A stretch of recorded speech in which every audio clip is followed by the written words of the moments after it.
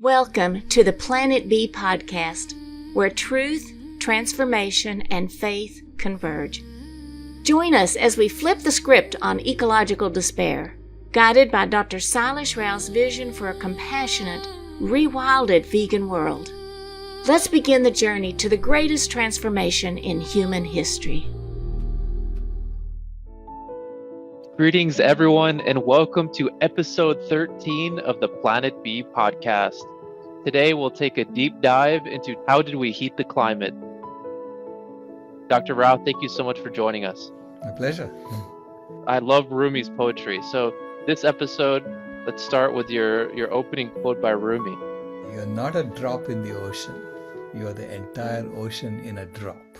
The more we assume responsibility for our actions, the more we realize that everything stems from us.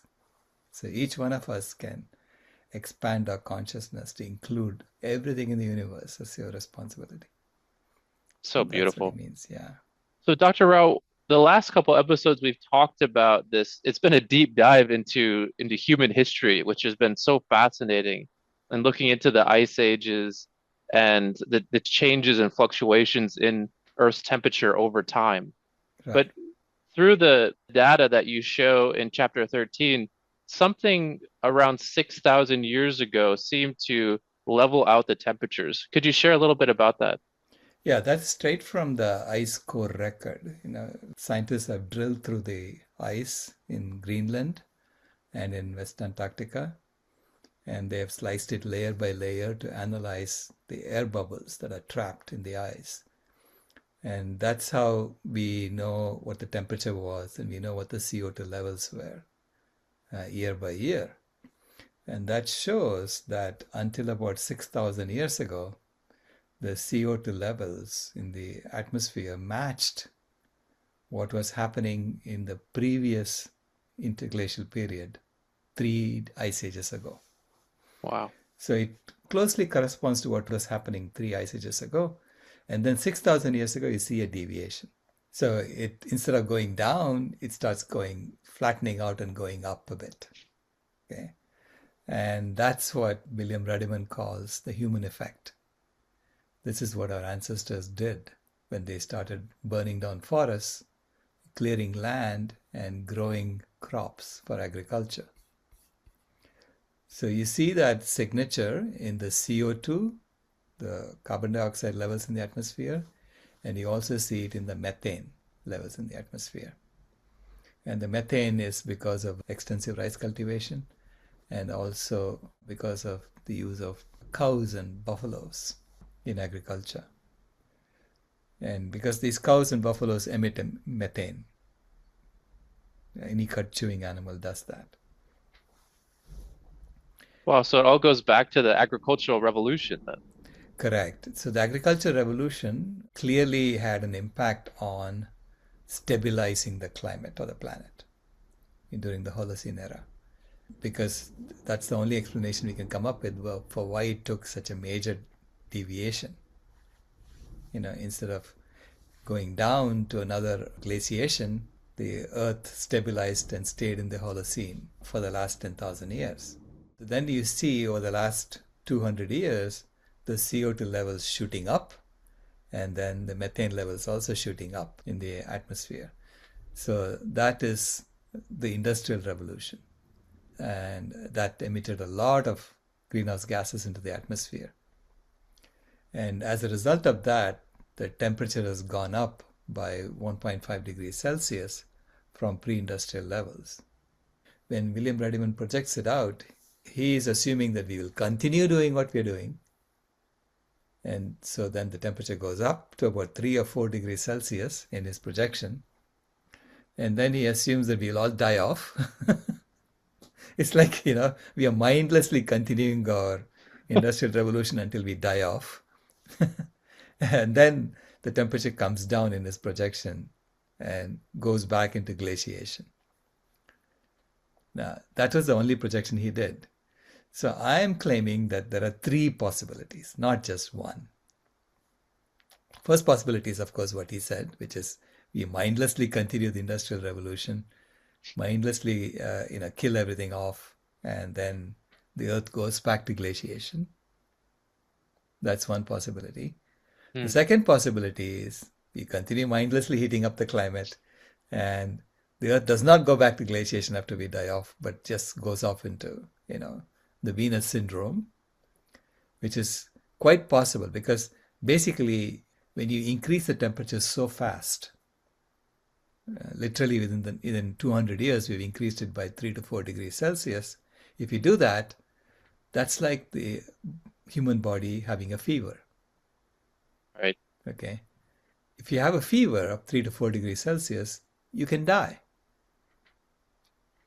And so once you die, it can become the Venus syndrome.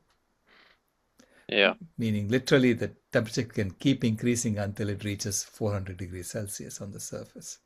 Right? And all life could die. When it happens very slowly, over say thousands of years, the Earth has the possibility of adapting to it. But when you do it very quickly, it's a fever. Which we're doing now, very, very quickly. Exactly. Yeah, we are doing it very, very quickly. And that's why, when people say that the Earth's temperature used to be this high before, so what is the problem? I'm saying, yes, it used to be this way before, but it took thousands of years to get there. And in which case, the Earth has the ability to adapt to that. But when it happens very, very quickly, it cannot adapt so quickly. Right? So that's the second possibility, that you increase the temperature and then the Earth just dies. And the third possibility is that we consciously start cooling as opposed to continuing to heat. Why? Right. Because we know that it's better for us. It's better for all life.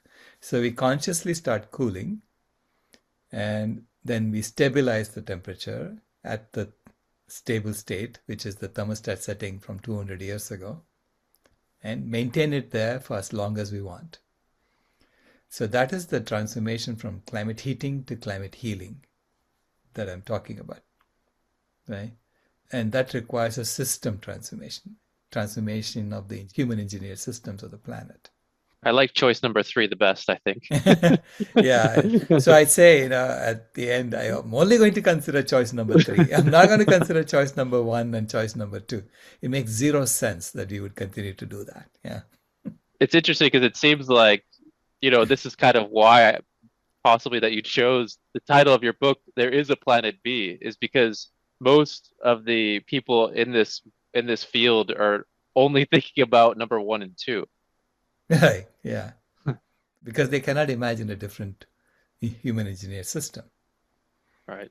So they're just assuming that we are stuck in the system, and that's all we know to do. Now, all human engineered systems that we have today, we inherited. We didn't design any of those. We kind of tweaked them a bit here and there, but mostly we inherited them. So they're all organic, right? They were not designed. And now we have the possibility of designing human engineered systems that work for all of us. And this is why it's important to go through the foundations. It's important to go through, how do you stabilize systems? How do you maintain them so that they stay aligned with nature? Yeah. Right? So our generation has the responsibility to re-engineer human engineered systems so that they are stable. One of the things that we're all trying to learn how to do better is to communicate this message of number 3. How can we communicate this out better to the general public? I wish I knew. Yeah. You don't know what inspires people. So we are thinking of stories. We're thinking of, we tried documentaries. They only reach the intellectuals. You don't go beyond that. And you have to now think of stories that would inspire faith leaders. I watched the video of this Jain leader who created an event to tell his followers to go vegan. Okay? Because he's gone vegan. So first he convinced himself that he has to do it. And then to convince his followers, he created an event in which he had one spiritual leader, a medical doctor, to explain that it's healthy to do this, And then the third person he had was an athlete, a Jain athlete. So you have to find people within the community who are, a medical doctor, an athlete, a spiritual leader, and finally a young social media influencer. So Like a panel, kind of like a holistic panel. It's a holistic panel. It covers all aspects of this transformation. Okay. And then he also had a smorgasbord of delicious vegan food that he said is available in the cafeteria today if you go eat it. Right. And he invited people to come up and taste it. And then he also created a website addressing all frequently asked questions. That's wonderful. It's a fairly comprehensive event he created. It's very well thought out. And I thought that's a great way to bring a community along, an event like that.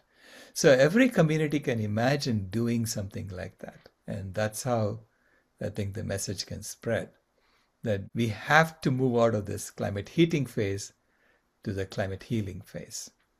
And as I said, climate is just number 4 out of 7. So it's literally healing all 7 planetary boundary transgressions. And that's what you will do when you try to heal the climate holistically. Yeah, it's very interesting. What fascinates me so much about your book is when you go through all of the human history and the 9 planetary boundaries, and it's so clear that vegan is a solution. I know we'll get to that in the following chapters. I think we're all discovering better ways to communicate that message because it's like you said, everyone is coming at it from a different angle. So it's helping people unite around this Planet B concept. Right.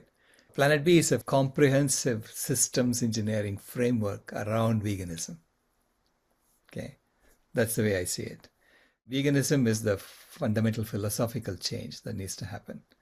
And it's really just implementing the scriptures of all the religions of the world. Okay? Because all the religions of the world are talking about compassion for all creation.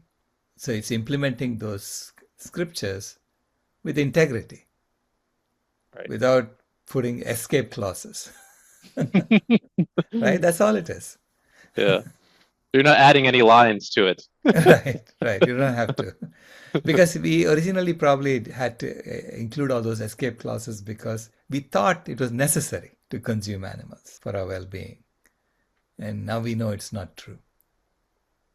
Right. And this is why it was so important in the panel for that Jain leader to have a vegan athlete. So that he had someone there who climbed Mount Everest as a vegan. And he was building his body as a vegan. Yeah. Yeah. It's very beautiful. So this is just a shorter episode. It was more into, how did we heat the climate? But I think it just ties into this moving forward. How will we work to reach more people with this message? Dr. Rao, would you like to share any final words for episode 13? I want to tell you all that we are only going to focus on option number 3, which is how do we start cooling the climate right now? And how do you start stabilizing it? And that's the rest of all the episodes are only about that.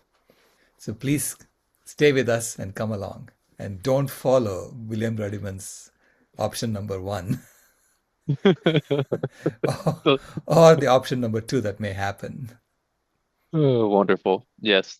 It's an optimistic look in the solutions right here. So thank you so much, Dr. Rao. And episode 14 is really exciting. So episode 14 is how we use the earth, which the statistics are shocking. I think they're very important for people to know. So we hope everyone joins us for our following episode. This has been a podcast from Planet B, where we stopped confusing convenience with necessity. If you haven't moved here yet, we thank you for visiting.